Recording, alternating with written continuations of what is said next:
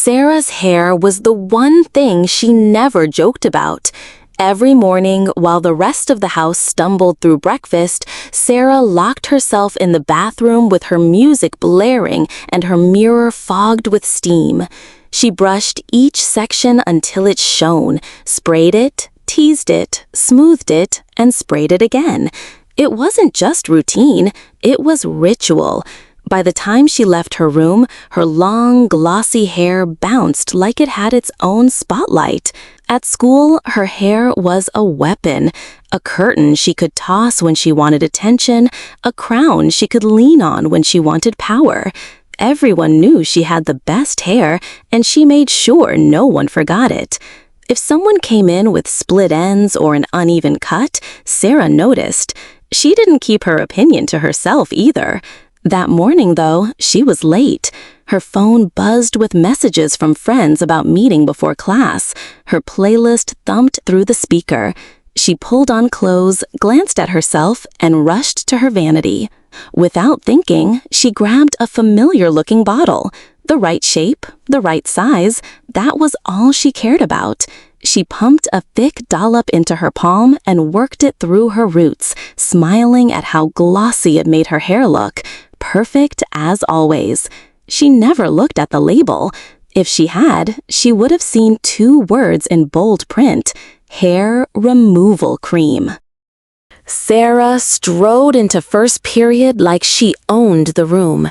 She tossed her hair dramatically as she sat down, catching her friends' approving smiles. She could feel eyes on her, the way she liked it. But then, something wasn't right. A faint tingling spread across her scalp, like pins crawling just beneath her skin. She brushed at it, irritated, trying not to break her composed expression. Then she saw it, a long strand of her hair lying across her notebook. She flicked it away. Another fell. She brushed it aside too quick, forcing a smile like nothing was wrong. She twirled a section around her finger, her usual habit. When she pulled her hand back, the strand came with it, root and all. Her stomach flipped. She shoved it into her bag before anyone noticed, wiping her hand on the lining. But the girl behind her was staring, brow furrowed. Sarah's heart pounded. She smoothed her hair down, pretending nothing happened. But more strands drifted onto her desk, catching the light as they slid down the page. She brushed them away, too frantic, too obvious. The boy 2 rows back leaned toward his friend, a muffled laugh. Another phone rose just slightly above a desk, the camera open. Her cheeks burned. The tingling spread into a steady itch. Sarah tried to scratch lightly, to look casual, but when she pulled her hand back, her palm was lined with loose hair. A whole cluster.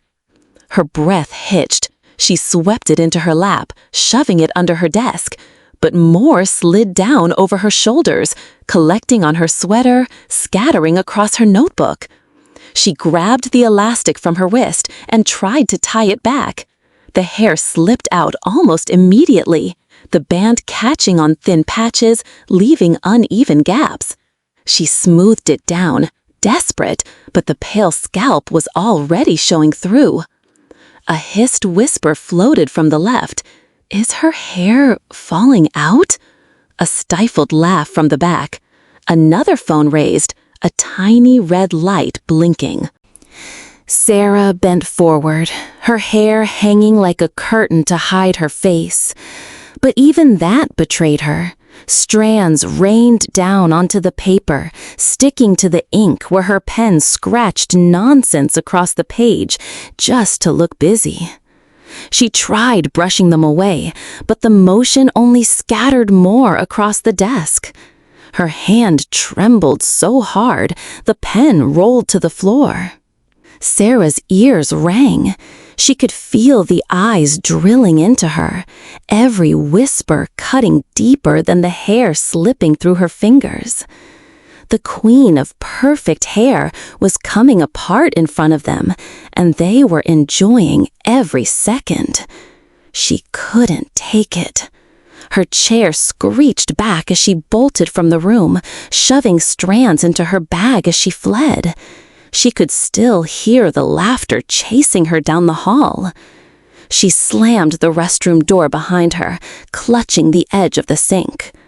The mirror didn't lie. Her once glossy curtain was patchy, thin, uneven. Bare scalp showed through in sharp, pale streaks.